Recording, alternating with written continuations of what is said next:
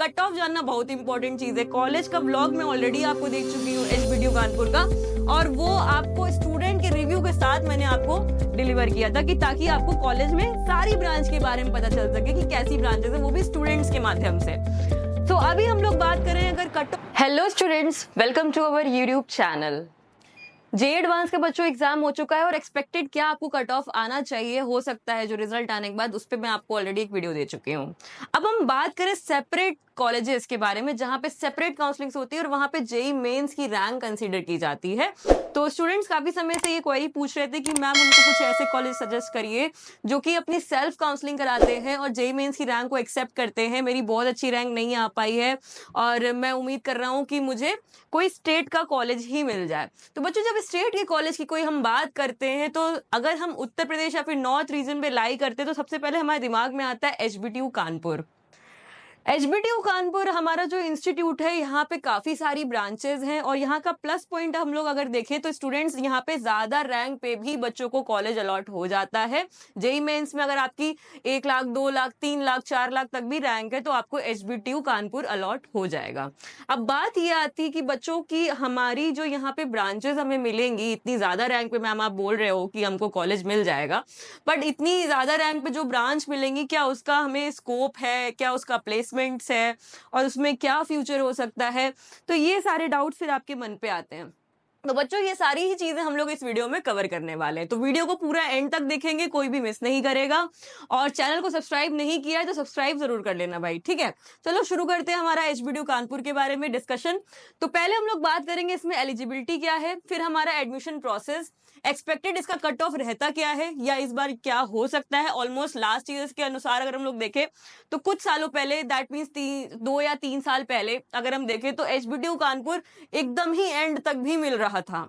लेकिन अब क्या है कि वो ब्रांचेस थोड़ी और अब कम रैंक तक में क्लोज हो जाती, जैसे पहले 10-10 लाख रैंक तक भी बच्चों को ऑयल या फिर पेंट या बायोकेमिकल तो भाई काफी ज्यादा रैंक तक बच्चों को मिल जाया करता था। लेकिन अब थोड़ा सा हमें देखना होगा कि कितनी एक्सपेक्टेड कट ऑफ तक मिल सकता है, क्योंकि काफी ज्यादा बच्चे अब एचबीटीयू कानपुर के बारे में जानने लगे हैं और इसके प्लेसमेंट्स रिकॉर्ड्स अदर ब्रांचेस को लेके, जैसे कि ऑयल है, पेंट है, बायोकेमिकल है, फूड है, लेदर है, तो हम लोग इसको हम डिस्कस करेंगे क्या प्लेसमेंट्स रहते हैं और इसका एक्सपेक्टेड कट ऑफ, फीस की बात करेंगे, प्लेसमेंट्स की बात करेंगे। तो बच्चों चलो देखते हैं एलिजिबिलिटी के बारे में। फर्स्ट ऑफ ऑल, अगर हमें यहाँ एडमिशन लेना है तो हमारी एलिजिबिलिटी क्या होगी? 12th के बेसिस में 12th की परसेंटेज आपकी 55 एग्रीगेट होनी चाहिए, पीसीएम आपका 55 से होना चाहिए। सो कुछ स्टूडेंट्स ऐसे भी रहे हैं जिन्होंने यहाँ पे काउंसलिंग में पार्टिसिपेट किया और उन्होंने ये बात ध्यान ही नहीं दी कि हमारा 55% है कि नहीं है, और उन्होंने काउंसलिंग में अपीयर हो गए, एंड में क्या हुआ, वो रिजेक्ट हो गए, उनको सीट नहीं मिली। तो ये सब एलिजिबिलिटी देखना बहुत जरूरी चीज है। एलिजिबिलिटी पहले से ही देख लिया करो बच्चों, किसी भी कॉलेज में या काउंसलिंग में आप अपीयर हो रहे हो, क्योंकि कुछ बच्चे एंड तक करते रहेंगे काउंसलिंग, वेट करते रहेंगे और ये फैक्टर देखेंगे ही नहीं। तो ऐसे भी स्टूडेंट्स हमारे पास केसेस आए हैं बच्चों। तो एंड में फिर क्या होता है कि फिर कहीं और काउंसलिंग अगर बची होती है तो हम सजेस्ट कर देते हैं, अगर वो भी नहीं बची होगी तो बच्चा पूरा साल उसका वेस्ट हो जाएगा। तो बच्चों ये सब चीजें देखा करिए किसी भी कॉलेज में अपीयर होने से पहले। अब हम लोग देखें एलिजिबिलिटी में, हमने देखा सिलेक्शन प्रोसेस क्या रहता है। जेईई मेन की रैंक रहती है भाई, ये अपनी सेल्फ काउंसलिंग कराएगा और आप इसमें रजिस्टर करिएगा। जब इसका फॉर्म आता है हम आपको अपडेट कर देंगे, लेटेस्ट अपडेट्स देखते रहिएगा, चैनल पे सब्सक्राइब करना पड़ेगा उसके लिए, ठीक है। तो जब आपका एचबीटीयू कानपुर का फॉर्म जैसे ही रिलीज होगा, आपको इसमें अपना रजिस्ट्रेशन कर लेना है।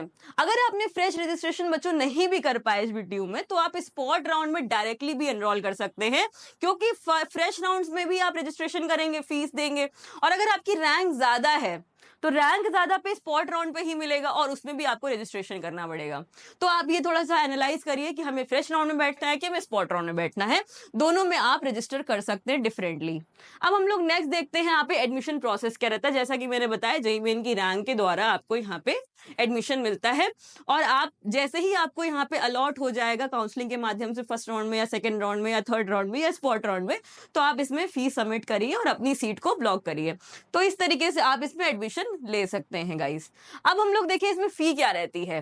फी की बात करोगे तो इसमें ऑलमोस्ट ये 1.35 लाख की फर्स्ट ईयर की फीस आपकी जाएगी, और अगर आपके पास स्कॉलरशिप या आप यूपी को बिलोंग करते हैं तो आपको यहाँ पे स्कॉलरशिप भी मिल सकती है। आपको स्कॉलरशिप मिल जाएगी तो आपको थोड़ा रिलैक्सेशन हो जाएगा फीस को लेके, ठीक है।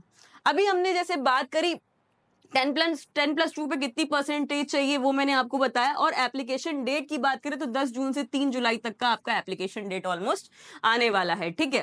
तो ये आपकी एप्लीकेशन डेट है बच्चों। अगर इसमें भी कोई मॉडिफिकेशन होगा तो मैं आपको अपडेट कर दूंगी अगर डेट में कोई मॉडिफिकेशन है। बाकी अभी जो इन्फॉर्मेशन मिली है उसके अकॉर्डिंग यही आपकी एप्लीकेशन डेट होने वाली है। तो बी एक्टिव बच्चों, काउंसलिंग्स की सारी डेट्स आ रही हैं और अभी आपको एक्टिव रहना बहुत ज्यादा जरूरी है। अब बात करें इसमें प्लेसमेंट रिकॉर्ड की, भाई कॉलेज तो बहुत बढ़िया है, सुन लिया मैम, प्रोसेस भी समझ लिया और इसमें ब्रांच क्या होती है वो भी समझ लिया। ये बताइए कि प्लेसमेंट्स होते हैं कि नहीं होते हैं। तो भाई नंबर ऑफ प्लेसमेंट ऑफर्स की बात करें तो लास्ट ईयर के अनुसार 484 बच्चे, ये पूरा ऑथेंटिक डेटा है बच्चों, ये वेबसाइट से और कॉलेज की ही वेबसाइट से हमें ये मिला है इन्फॉर्मेशन। और हमारे स्टूडेंट्स भी यहाँ पे काफी पढ़ रहे हैं लास्ट ईयर के प्रीवियस ईयर, और कुछ तो बच्चे पास आउट भी हो चुके हैं जो बायोकेमिकल या फिर ऑयल या फिर पेंट ब्रांच में पढ़ रहे थे और वो भी अच्छी जगह प्लेस्ड हुए हैं। अब मैं ये नहीं बता सकती कि ये कौन से सेक्टर्स में प्लेस हुए हैं क्योंकि सबका अलग अलग सेगमेंट है, तो सब अलग अलग सेगमेंट में ही प्लेस्ड हुए हैं। अगर आपको वो क्वेरी भी और वो इन्फॉर्मेशन भी जाननी है तो आपको क्या करना पड़ेगा, हमारी टीम से कनेक्ट होना पड़ेगा भाई, ठीक है। तो हम देखें प्लेसमेंट, 484 बच्चे प्लेस्ड हुए हैं भाई, और परसेंटेज प्लेसमेंट की बात करें तो 84% बच्चे यहाँ पे ऑलमोस्ट प्लेस्ड दिखाए गए हैं। और हाईएस्ट पैकेज की बात करें तो 36 लाख पर एनम का हाईएस्ट पैकेज यहाँ पे बच्चों को मिला है। एवरेज पैकेज की बात करेंगे तो 9 लाख के अप्रॉक्स आपका ये एवरेज पैकेज यहाँ पे हमें बच्चों को मिलता हुआ दिखा है। तो ये हमारा लास्ट ईयर का स्टैट्स है।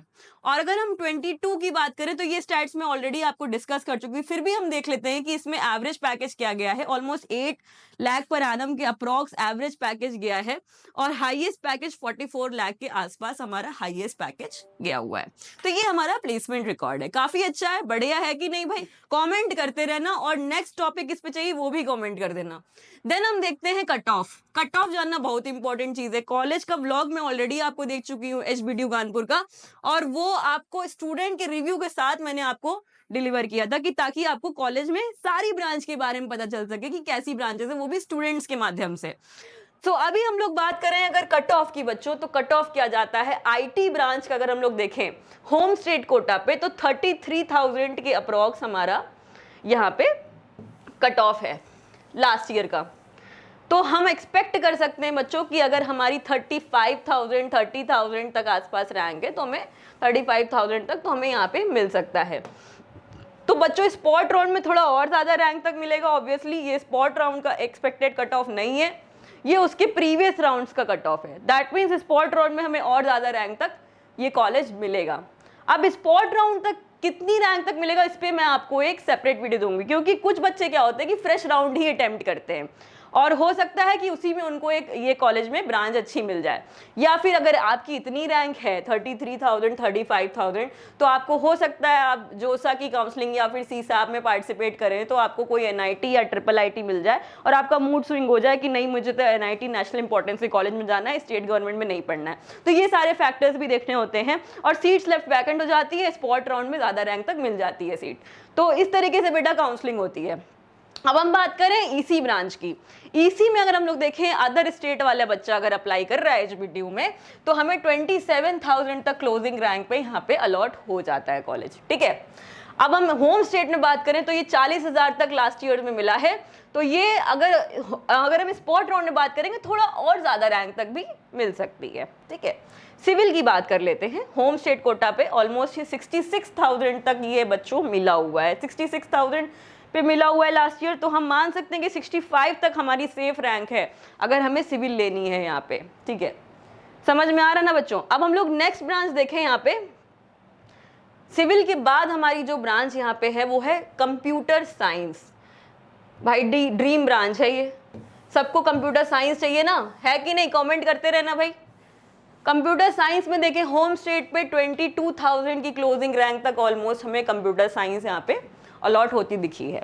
अब स्पॉट राउंड में देखेंगे बच्चों तो थोड़ा और ज्यादा हल्की सी ज्यादा रैंक तक में भी मिल जाएगा, लेकिन हमें ये मान के चलेंगे कि 20-22 हज़ार तक अगर हमारी रैंक है तो हमें यहाँ पे सीएस अलॉट हो जाएगी। सीएस भाई बहुत बढ़िया ब्रांच है यहाँ की और प्लेसमेंट भी बहुत तगड़े होते हैं यहाँ पे, ठीक है। अब हम देखिए इलेक्ट्रिकल इंजीनियरिंग में हम होम स्टेट पे देखेंगे तो 46,000 की क्लोजिंग रैंक तक ऑलमोस्ट हमें इलेक्ट्रिकल अलॉट होती दिखी है। और मैकेनिकल इंजीनियरिंग की बात करेंगे भाई तो हमें होम स्टेट पे 52,000 की क्लोजिंग रैंक तक हमको होम स्टेट पे मैकेनिकल अलॉट हुई है। केमिकल इंजीनियरिंग भी ऑलमोस्ट 49,000 पे अदर स्टेट पे और होम स्टेट पे 60,000 तक हमको केमिकल अलॉट हुई है। केमिकल, यहाँ की केमिकल भी बहुत बढ़िया ब्रांच है। कुछ बच्चे बोलते हैं मैम केमिकल से प्लेसमेंट्स नहीं होते हैं, तो बेटा ऐसा कुछ भी नहीं है। केमिकल ब्रांच के केमिकल में आपको स्कोप थोड़ा देखना पड़ेगा कि इससे हम आगे कहाँ पे जा सकते हैं, और कंपनीज भी आती हैं यहाँ पे केमिकल से रिलेटेड। तो आपको ब्रांच वाइज भी अगर बच्चों डिस्कशन करना है तो उस पर हम लोग नेक्स्ट वीडियो में या फिर हमारी टीम से आप डिस्कस कर सकते हैं, या फिर मुझसे डिस्कस करना तो आप व्हाट्सएप पे अपनी क्वारीज भेज सकते हैं। लेदर टेक्नोलॉजी की बात करेंगे तो लेदर टेक्नोलॉजी में होम स्टेट पे ऑलमोस्ट 98,000 तक हमको लेदर अलॉट होती दिखी है। दैट मीन्स 1 लाख तक भी रैंक है तो लेदर टेक्नोलॉजी हमें मिल जाएगी आराम से। ऑयल टेक्नोलॉजी की बात करें तो 98,000 तक ऑलमोस्ट, ये भी 1 लाख तक मान सकते हैं कि हमको ऑयल टेक मिल जाएगी। पेंट की बात करेंगे तो 81 तक पेंट हमको यहाँ पे मिलेगी। अदर स्टेट में ये पेंट 64 तक ही क्लोज हुई है। प्लास्टिक में हमें देखेंगे तो 95, ऑलमोस्ट 95 तक प्लास्टिक अलॉट हुई है। तो बच्चों सबसे पहले यही प्रेफर करते हैं हम कि CS मिले, देन हमारी IT, इलेक्ट्रिकल, इलेक्ट्रॉनिक्स, देन हमारी आती है पेंट या प्लास्टिक ब्रांच। तो इस तरीके से बच्चे प्रेफरेंस करते हैं अपनी ब्रांचेस का। प्लास्टिक का जैसे अभी मैंने बताया कि आपका 95 तक गया है और पेंट का 81 तक गया है, तो उस हिसाब से आप देख सकते हो कि ऊपर कौन सी ब्रांच प्लेस करनी, नीचे कौन सी ब्रांच प्लेस करनी है। तो यही ऑर्डर बच्चों रहने वाला जो मैंने अभी बताया, CS, IT, EC, देन आपका आएगा